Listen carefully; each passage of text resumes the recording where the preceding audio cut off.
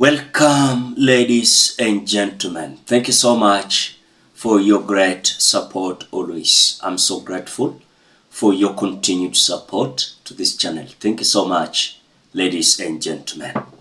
Now, Kenyans, you will not believe that we are not going to have the 2027 general election.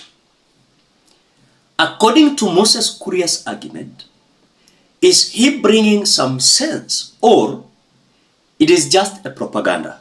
Now, Moses Kuria has tweeted this. This morning, I listened to my friend Kalonzo Musyoka on Kameme FM. SKM questioned my statement. There will be no election in 2027. The swearing in of IEBC commissioners has been stopped by court. In another 39 days, we will start the 24 months countdown to the 2027 elections. Kriegler told us that there cannot be a free and fair election if we don't have a commission 2 years before the election. Going by our litigious nature, this case will go all the way to Supreme Court. It may go on, of course, till September 2027. So the current administration will continue being in office in the absence of an election. I am not a senior counsel. I am not a lawyer. Kalonzo Musyoka is. He knows there's not. Of course, he knows there is not going to be an election in 2027. The only difference is that I am honest and he is not honest. Ladies and gentlemen, before we continue, as you always do, ensure you like the video. You like the video, you automatically support the work that I'm doing in this channel, because sometimes you watch and you forget liking the video. So this is just a reminder. As you watch, please consider liking the video. Thank you so much for that like. Now, as we speak, does that argument of Moses Kuria making sense? Now, I want to say this. Do you remember during the BBI issue, William Ruto ensured that he sponsored lawyers walienda kublock hiyo the BBI na ikafail na ikaangushwa with the court. The same thing you are being told behind the scene.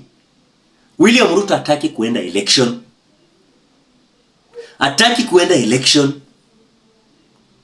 Na the scenario yenye anatumia, yeye mwenyewe ndiye anapoint ama IEBC commissioners, na tena anatoa ma lawyers kwenda kupinga hiyo IEBC commissioners. As you speak, tungekuwa na by elections. Sijui kama mnanipata. Sasa tuko na by elections all over, including the constituency where I'm coming from, Ugunja. The question is, when is this going to be conducted?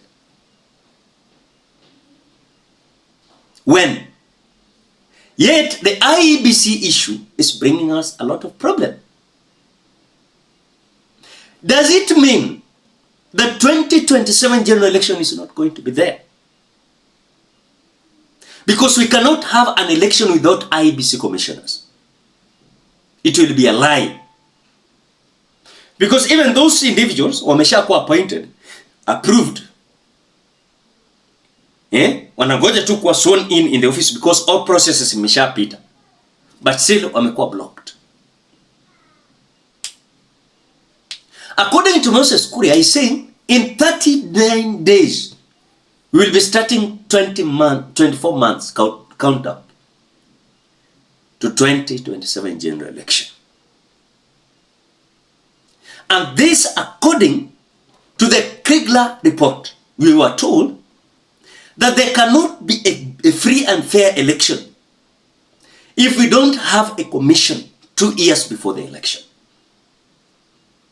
Is there someone behind the scene who is busy interfering with everything to ensure that come 2027 is going to have his way? And that is William Ruto. Remember, William Ruto shajua ground kumoto na kimeumana. The only way he can rescue himself is by confusing everything. And by the way, he will confuse. Because anajua akienda election, hakuna mahali anaenda. And so to rescue himself, lazima asimame na confuse everything. Akisha kwamba the IEBC commissioners are not going to be sworn in very soon. They are not going to be sworn in very soon. And you can take this to the bank. William Ruto is a man in a mission. Is a man in a mission. And he wants to ensure that this election come 2027 is not going to be conducted. Kwa sababu ashaona danger ahead. Na writings ziko kwa wall. Na shazisoma. Na anaona hapa. Mbele ni kunoma. Ufalme wangu umeanguka.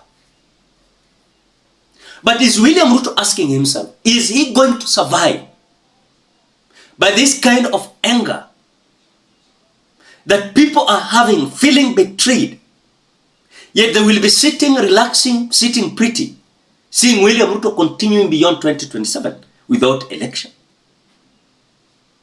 Will it be possible? Because you can look at this with another third eye. You can understand what Moses Kuria is bringing on board. I know we might say it is propaganda. But even the election itakuwa hapo mbeleni. Utasikia William Ruto atasponsor ma lawyers kwenda pale Supreme Court na kupinga hii issue ya election kufanyika. Kwa sababu the IEBC, as we speak, it is almost less than 2 years or 24 months na election ifanyike. And yet we don't have IEBC commissioners. So mambo yanachemuka. Na kuambia hawa wakora wanajua vile wanapanga vitu yao. Na hii sasa wanataka kuhakikisha kwamba they still prolong their leadership. Kuhakikisha kwamba they want to interfere with everything. They thought like they were going to change the term limit. Issue ikakuwa moto. Walijua kwamba this could have of course destroyed everything. The reputation they had. Now, by the way, the reputation imeharibika hii serikali hakunanga. Uliona Cherargei alikuja na hii issue ya ku-extend the presidential limit ati kutoka 5 to 7 years. Is that the mission these individuals are having? That they have realized Kenyans will not accept that, and so what they are doing is by stopping the IEBC swearing in. And so that William Ruto can continue. What do you think, Kenyans? Drop your opinion at the comment section below. Otherwise, thank you so much because of your great support. Please consider subscribing, liking, commenting, and sharing this video. Bye bye till you meet in another video.